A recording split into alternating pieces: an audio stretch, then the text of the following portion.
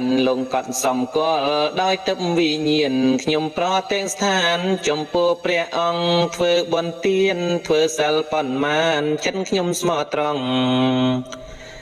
ចំពោះព្រះពុទ្ធព្រះធម៌ព្រះសង្ឃទេវតាគ្រប់អង្គជួយជាសាក្សី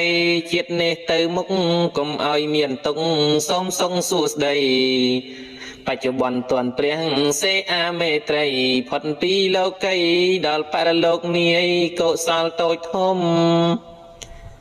ខ្ញុំសាងសន្សំញាក់ផលទាំងឡាយសូមនាំវិញ្ញាណទៅបរលោកនាយជាចាក់អបាយកំណើតទាំង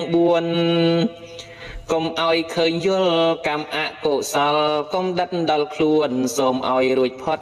រលត់សាបសូន្យញាក់ផលជួយជូនឲ្យបានសម្រេចដោយក្តីប្រាថ្នាចិនខ្ញុំជ្រះថ្លាចងចាំមិនភ្លេចក៏សាងសិលទានទោះច្រើនឬតិចឲ្យបានសម្រេចដល់និព្វានខ្ញុំសូមសច្ចាប្តឹងអស់ទេវតាសោឡងសួគ៌ឋានលងកត់សំគាល់ដោយទឹក